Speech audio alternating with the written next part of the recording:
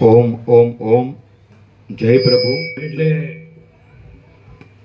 આપણે અહીંયા 25 વર્ષ પહેલાં તો આવેલા રામાપ્રભુ ત્યાં, એમને ત્યાં આપણે તત્વબોધ કરેલો 9 દિવસ. એટલે એ પછી તો આપણે અહીંયા આવ્યા નથી ને ખબર નથી, પણ વિવેક પ્રભુ અને એમના નાનજી દાદા ને એમના કાકા બાપાના ભાઈ જોઈતા પ્રભુ એ સંપૂર્ણ ભાવિક હતા, ભગવાનના માણસ. એમણે અહીંયા લાવવા હતા આપણને, અને એ જોઈતા પ્રભુ ખૂબ લાભ લીધો. એમનો ભાવ હતો કે અહીંયા લાભ આપો. પછી તો એ દેવ થઈ ગયા, આપણે આવવાનું નહીં.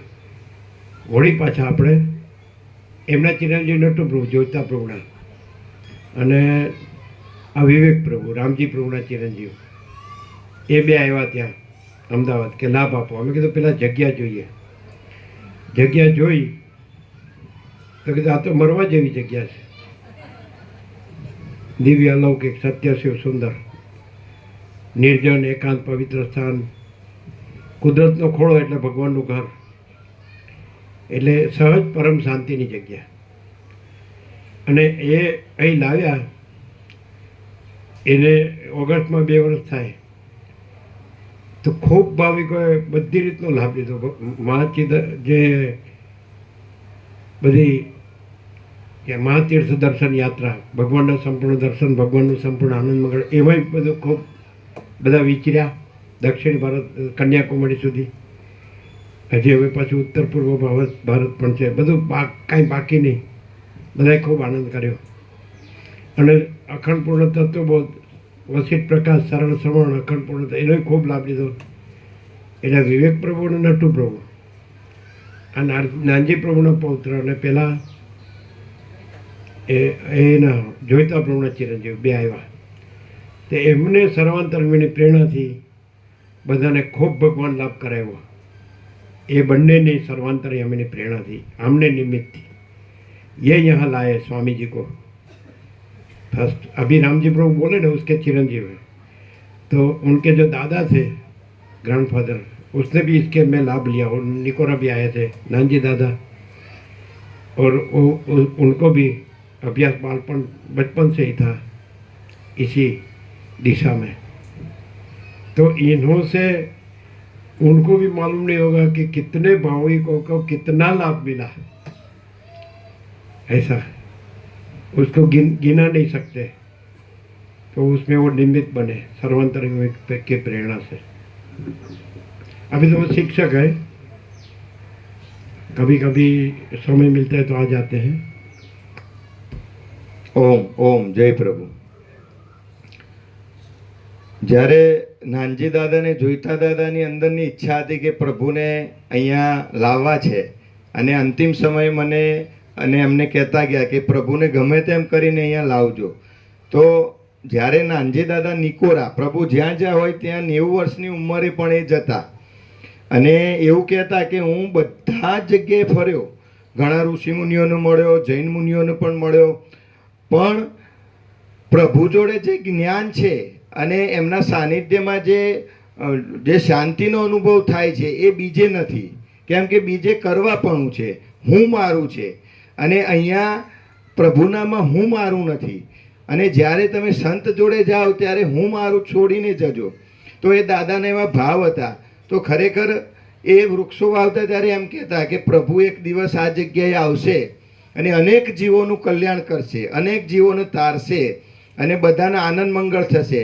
તો એ ઉદ્દેશથી વાવતા. રામજી પ્રભુએ કુટીરો બનાવી, અને અમે અને નટુ પ્રભુએ પ્રભુને અહીંયા આમંત્રણ આપ્યું કે પ્રભુ આ એક સેન્ટરનું કેન્દ્ર છે, અને આ અમારું નથી. આ આખી જગ્યા રામજી પ્રભુની પણ નથી, વિવેક પ્રભુ કોઈ પરિવારની નથી, પણ આ પ્રભુની જ છે.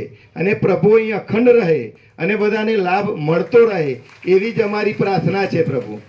અને ખરેખર જે આવે છે એ એવું કહે છે મને કે અમે ભગવાનને શોધતા હતા, પણ કલ્યાણધામમાં પ્રભુના સાનિધ્યમાં આવીએ છીએ ને એટલે અમને ભગવાન મળી જાય છે. કેમ કે અમારું મન શાંત થઈ જાય છે. પછી કોઈ ભગવાન મેળવવાની પણ અમારે સંકલ્પના નથી રહેતી. તો ખરેખર એ લોકો એમ કહે છે જે આવનાર કે પ્રભુ સાક્ષાત પરમાત્મા છે. બીજું કે અમે જ્યારે જ્યારે પ્રભુના સાનિધ્યમાં બેસીએ ત્યારે અમે જોયું છે કે પ્રભુના મુખમાં પરમાત્મા સિવાય વાત ના હોય. સંસારની તો વાત જ બાજુમાં રહી કે ભાઈ મને આ તકલીફ છે કે આ તકલીફ છે.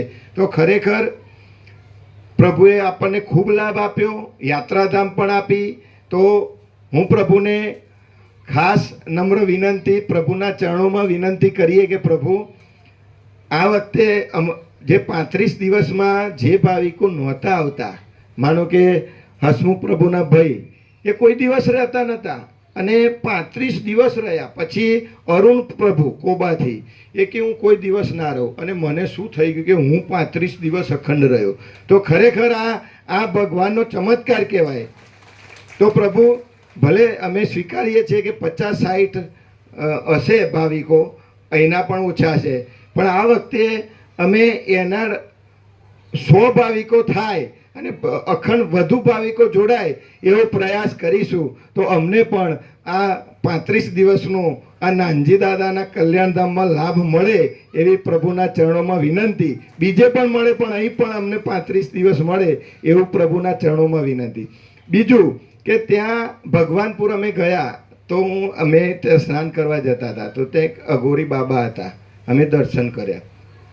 પછી જે વાત એમને કરી એ અમને એમ થયું કે ઓહો, પ્રભુ આ જ વાત કરી છે. એમને એ જ કીધું કે ભાઈ ભગવાન મેળવવા છે તો શાંત થઈ જાઓ, ચૂપ થઈ જાઓ, અને બધા પ્રશ્નો મનના છે. પરમાત્મામાં તો કોઈ પ્રશ્ન નથી, કેમ કે મનની અંદર આપણા બધા પ્રશ્નો છે. તો જે પ્રભુએ વાત કરે છે એ જ વાત એમના મુખે કરી. પછી એમને પૂછ્યું કે અહીં, પછી અમે કીધું કે યોગ વશિષ્ઠ રામાયણનું અખંડ પારાયણ છે, એમાં આવ્યા છીએ. તો મેં કીધું એમને પછી સામેથી આ માંગણી કરી કે બરોબર છે ને એ જ છે અને એ જ તમે રહેજો, બીજું કંઈ કરવાનું નથી. તો ખરેખર પ્રભુના સાથે જે યાત્રાઓનો આનંદ પણ પ્રભુ માળ્યો નથી ભૂલી શકે. પણ બીજી એક મારી પ્રભુના ચરણોમાં વિનંતી છે કે હવે જે યાત્રા ગોઠવાય સૌરાષ્ટ્ર દર્શન, તો એમાં એક ઢસા પણ આવી જાય, કેમ કે ઘણા માળીઓ અને બાળ ગોપાળો રહી ગયા છે પ્રભુ. અને 12 દિવસ 15 દિવસનું ગોઠવાય તો ઘણી બધી માળીઓ અમારા રખિયાલની જ 2 લક્ઝરી પ્રભુ આવશે, એ હું ખાતરી લઉં છું. તો પ્રભુ સાથે યાત્રા થાય અને ખરેખર પ્રભુ છે ને એટલે અમને તો એમ થાય, આ વડીલોના અંદર પણ એવા ભાવ છે કે હવે જીવવું પણ અહીં, મરવું પણ અહીં અને મોક્ષ પણ અહીં. એટલે અમારી એ જ ભાવના છે કે પ્રભુ અહીં અખંડ રહે, ભલે જે તત્વબોધ થાય એમાં લાભ લઈએ. અને કેટલા જીવો બધા દૂર દૂરથી આવે છે, અને ખરેખર મેં મારી જિંદગીમાં બધી જ સંપ્રદાયમાં ગયો છું, પણ જે યોગ વશિષ્ઠ રામાયણનું જે તત્વબોધ છે એમાં જ્યારે પારાયણ થતું હોય ને ત્યારે હું જોઉં તો પ્રભુ ખરેખર સમાધિમાં જતું રવાય છે. આમ વાંચતા હોય તો એ શબ્દો ક્યાં રહે છે ને સીધા સમાધિમાં. તો ખરેખર આ યોગ વશિષ્ઠ રામાયણ છે એ દરેક સંપ્રદાયમાં કીધું છે. શ્રીમદ રાજચંદ્રજી પણ કીધું છે, જેટલા પણ ઋષિમુનિઓ સંપ્રદાય કે ભાઈ યોગ વશિષ્ઠનું પારાયણ કરજો. તો સાક્ષાત પરમાત્મા અહીંયા આવ્યા છે. તો અમે તો એ જ કહીએ કે આ અમારું કલ્યાણધામ નહીં, જય પ્રભુનું કલ્યાણધામ છે. અને અહીં અખંડ બધા આનંદ મંગળ પ્રભુના આજ્ઞામાં અને પ્રભુના સાનિધ્યમાં રહી અને ખૂબ આનંદ મંગળ કરીએ. એ જ સાથે પ્રભુના ચરણોમાં વિનંતી. પ્રભુ આ 2 વર્ષ થયા, જાણતા અજાણતા અમારાથી કોઈ પણ પરિવારથી સભ્યોથી ઓછું અવાયું હોય, કંઈ થયું હોય તો પ્રભુના ચરણોમાં કોટી કોટી વંદન કરી અને ક્ષમા માગું છું. ઓમ ઓમ ઓમ. ટીકર આપો, પ્રસાદ. બધા બેસજો, કોઈ હલતા નહીં. ટીકર પ્રસાદ લ્યો બધા.